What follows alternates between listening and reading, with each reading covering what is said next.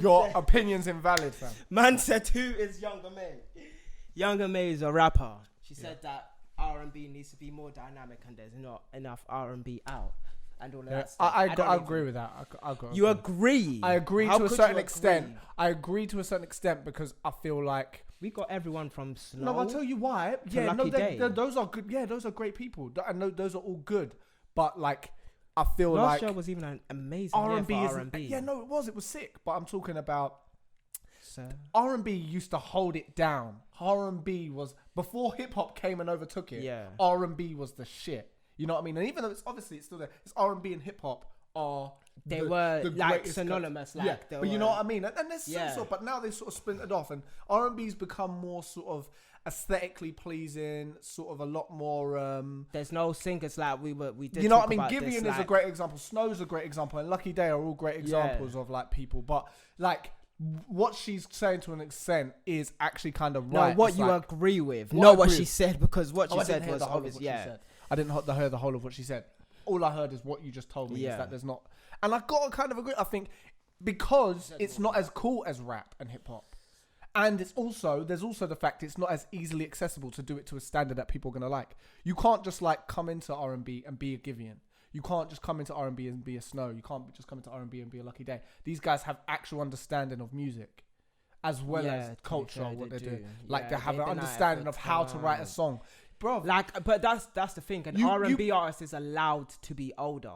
That is also the other thing. That's the other side of it. Like, but R&B artists are given that courtesy. It's harder, but it's harder. It's harder to get into. Look, bro, you got on YouTube how to make a Lil Uzi song in 15 minutes. You couldn't do that with an R&B artist. Yeah, like a kid can't make like you know what I mean? I don't even know what that dude's name is, but like I don't want to hear the 19-year-old talk about R&B, fam. You know, like I was actually thinking about Khalid. I think it depends. It's rare. Khalid dude. Oh, yeah. Like Khalid. That's how you say his name, innit? The great Khalid or something. Khalid. Well, he does like Khalid. Oh, is it the guy with the high top? Yeah. The pop guy. See, but he's a singer. This is the thing. But obviously, I was talking about it the other day. I was like, I just need him to grow up a bit. Yeah.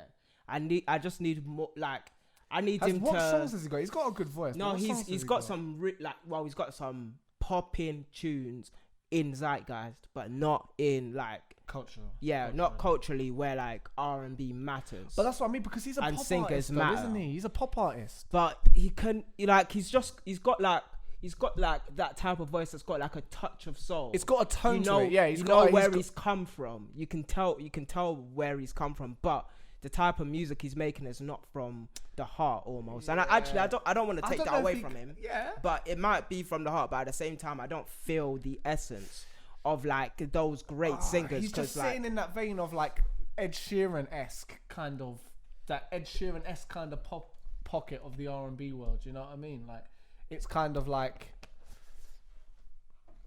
yeah, man. I don't know. I need more texture. But he might not be that type of artist. Color. He might not be that type of artist. He's gonna grow into it. That's fine. He's one heartbreak away, one X away, one music. Like everyone is sitting on 56 million listeners a month. That is wild.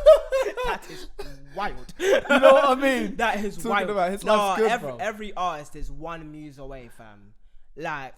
Kanye West had Amber Rose and then made My Beautiful Dark Twisted Fantasy right after Late Registration, Code Dropout, 808 and Heartbreak. It's so hard to say because like I think you're always one muse away. I don't know because when artists move into the lane that they're moving into, I think it's a conscious decision because when you're the biggest artist, but a muse can change because it. Ed Sheeran, that's a conscious choice to go down the route that he's going, and I think once you start going down album, that's not his. Like he done like, cause I think you're talking about the album with all the features on it, innit? That what I'm talking about before that. What got him to this stratospheric level? The divide, when you're the plus and all of that. I'm talking about people of all that caliber. Even something of Jay-Z and Beyonce, the way that they move. Yeah, it's like once you go to, because it becomes a different level. It becomes you make pop music that's so large and accessible, and the production value around what you do. Yeah, it's just like so cinematic. Yeah, it becomes cinematic, so it doesn't have to be as deep and as genuinely meaningful because you're not trying to pinpoint to an exact experience and feeling what you're trying to do. You are, but on a broader scale. So it's different. And I think it's a conscious choice once you start moving into that field. And I think Khalid, from day dot, that has always been kind of the intention. And I think if that's your intention, that's cool. I'm not saying I feel like Tory Lanez is moving into that, but like he's still got like the Chinks tape, the very Toronto type sound, and a very like Toronto or like just Mandem experience. I think it's easy to do with hip hop though. Yeah, I think it's easier to add. This is what's so sick about hip hop, because I think hip hop, out of all the kinds of popular music, it has the avenue to be the most authentic. You know what I mean? It's the reason is because it's raw. It's raw. Yeah. So what's so sick is that. But Tory Lanez is hold on. So can I land? Can I land, bruv? It's just with Kendrick. Breaker. Coming in for a landing. Coming in hot.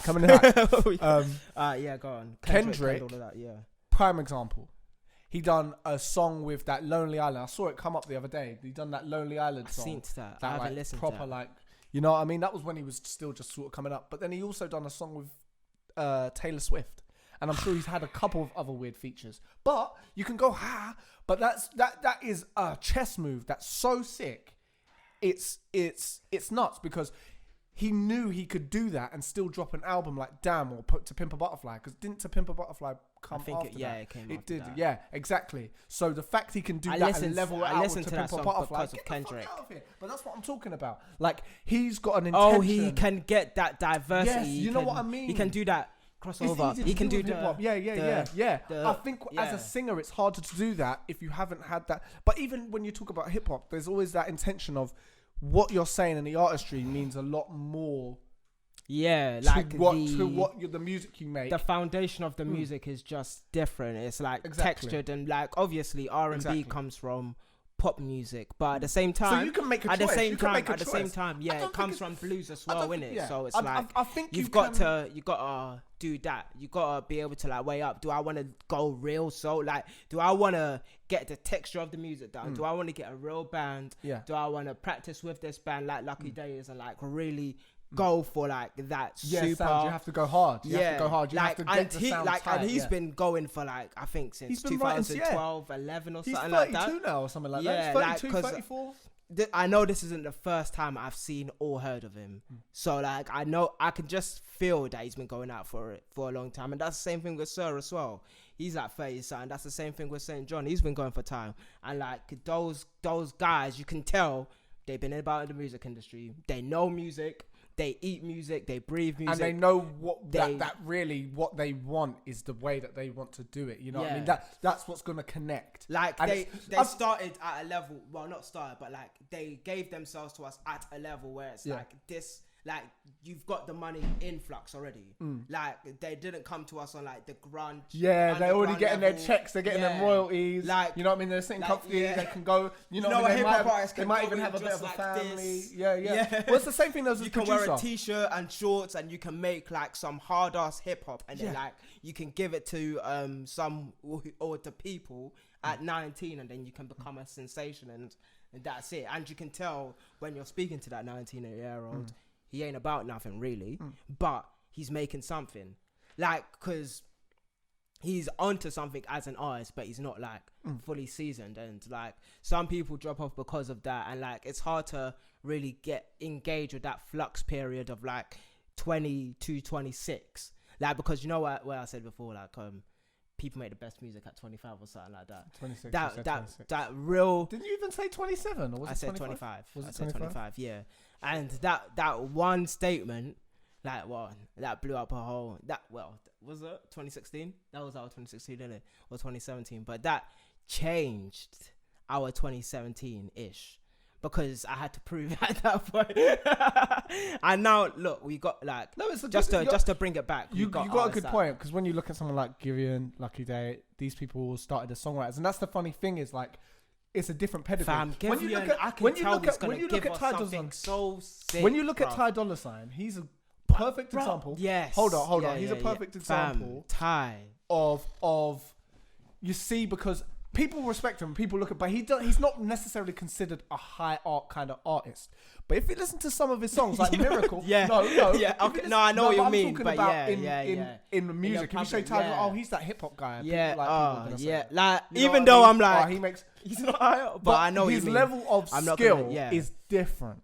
It's mad. It's different. You don't find many people that are like Ty Dolla $ign, and it's unfortunate. You add them to a song, and it's just different. You add Jeremiah, like him and Jeremiah are the same. Like you add them to songs, it's flipping. That's it. Do you know who I'm wondering what happened to them? What? Bobby Valentino.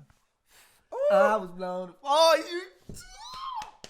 Whoa. No, but that is those old times, like when it's like. Where it was like, 40s. They came and then they almost went, but it's like, but that's like around the time where R&B stopped having that longevity. Yeah, you're right. See, because that's what I mean. Those were the hits. Those were the hits. Like, what's it called? Like, I just wanna know if you're playing me. Who's that? I just wanna know if you're playing me. Mario Winans. That's the one. Yeah, like where is he? Like where is Do you know who like re-released Mario and all of that I stuff? just want he re-released it. Oh yeah, wait, wasn't that because of they were taking his masters or something? Like I don't know. I think. Probably. Or like productions and all of that stuff. Like it's a big deal. It was a big deal. The reason why he done it like Prince in it, and JoJo's. I think JoJo's talking about old school shit. Lil Uzi's That Way, fam. What a segue! Oh fam, my days! Like when I heard that. When I heard that. Yeah, I don't like that song. No, I don't really like that song either. I'm not. Concept. It's the concept. High concept music. It's high. Don't leave me hanging. Tyler understands me now. We're speaking a language. We're speaking. There's a vocabulary. There's a vocabulary. There's a vocabulary that's building. Yes, the high concept. It's the way it was brought across. It's not the way I would have done it. But the Backstreet Boys, the rhythm, the melody. Even though it ate too much of the melody, in my opinion, like we don't really need to do a song breakdown, even though we might. But bringing those 2000 hits.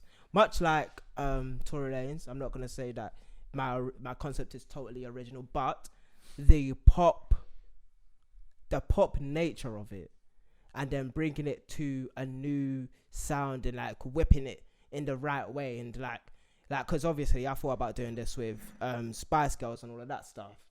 Like I really like Kylie Minogue, Spice Girls, all of that, like that to me. Like I can I hear what that soundscape is like.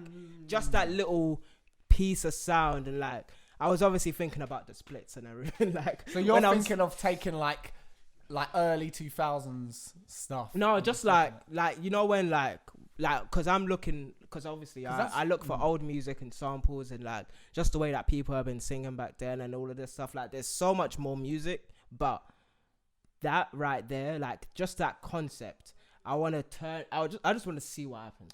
I want to see what happens. What you can do with like a Kylie Minogue, like not like you know, because like there's like your music kind of has a dance texture, but it's also got that other thing as well, so it can kind of you know what I mean. It can flow into that and all of that stuff. That's I get what you mean. So yeah, like you can turn like. You've obviously got the foundations of that, because obviously when we talk about house and like what our things were back then and stuff like that, it's like, okay, when we talk about house, what else can we talk about? We talk about electronic music and just the type of music we were listening to back then. Like, I'm not going to say I wasn't listening to Kylie Minogue, because I wasn't. Even though I always say I only listen to black music, I listen to hella white people. Like, I listen to all of them and stuff like that. But just the type of song that can be acquired while like given that old shit, or well not shit, but those old pop sensation tunes, so that'd be nuts. I just find it nuts. Like that song was obviously like taken away from me. Like Lil Uzi was like looking at my Twitter and stuff like that. I don't know what he did, tap my phone. Tap my Mac when I was thinking about when I was writing it down, like the Mac and he had the FaceTime camera on while I was writing that and stuff like that. My fault, But obviously, it's gonna happen differently. Yeah. I see it happening a lot more. Who else has been doing that? But I don't know. I feel like it's been happening a couple times. There's a couple tunes I've been hearing. A couple times, but it's not like, you know what I mean? It's like, I want to do this quirky but thing. It's no, but why it's going to happen is I'm not trying to be quirky. The eras of sampling are going to be moving forward gradually. You see how we've gone through the 90s sort of phase of sampling 90s songs. It's going to bump up to late 90s, 2000s. Yeah, I'm not thinking about sampling like the classics like Lauryn Hill and all of those. No. Like, I know what you mean. You're talking about those corny pop tunes like NSYNC and Backstreet Boys, or Kylie Minogue. You know, like take that little bounce, or like the drums, like the old Justin Timberlake tunes with the bounce, and it's like you know what I mean? But obviously, all respect to Timbaland, like those songs had soul and all that. But you know what I mean? Like the type of drums and like you take the bounce. Have you seen the Beat Club hoodies he's got? No, I haven't still. They're nice, man. They're kind of like. What's Timbaland doing right now? I think he's going hard on. Well, obviously he's always writing and shit. Oh man, I saw that guy's house. I saw the documentary, the hip hop one about producers and like him and Missy Elliott and all of that stuff. And like when they were talking about the super producers, so Pharrell. Damn, I always forget the first guy. Darkchild. No. Early. New Jack Swing guy. Because he was Timbaland's mentor. Yeah, but apparently, did you read his book or did you listen to Timbaland's book? No. And he talks about that when he took him under the wing. Took him under the wing, and he was having to stay in this house making all the beats with him. It was in that house that he made Genuine's Pony. It was in that house. Yeah, I'm really into all of those stories because I can just tell. I just know. Like, this is why I said, like, maybe once every 2 weeks I come here on a Thursday or something, you know, we just plot and scheme about something. Yeah. Something just, like, out of the ordinary. Because really, when we're talking about experimental, we don't need to be fully experimenting with sounds. We can experiment in different ways and still have and engage the general public. Mm-hmm. Like, experimenting doesn't fully mean like just putting sonic sounds on tunes and like Game Boy sounds on tunes. Like, you can literally rip a Spice Girls tune, like go a dark corner of the internet and like find something quirky, like old off key like pop tunes that trust me, that's all I do. Yeah, like, what's it called? The deep cuts, but they're like pop music. Yeah, like, fam. Like pop music. Deep Listen, cuts now we're cooking. Really but they're like, oh shit. Why do I recognize this song? Exactly. This is the way, but obviously leave the sauce out of the. What's interesting because the only reason Uzi could get away with doing a song like that way is because of his personal brand. Yeah, he's mad rich, and he's obviously and he's just a quirky motherfucker. He's fruity. He's a fruity guy. You know what I mean? Like, that's what he is. So he can do that. Yeah, like that song had no soul though. It had no deep and this is me talking as like a super Uzi when I say super, I mean like I defended Uzi with like all my might in the old days. What do you mean? Like 2016, 2017, I defended Uzi in it. So yeah.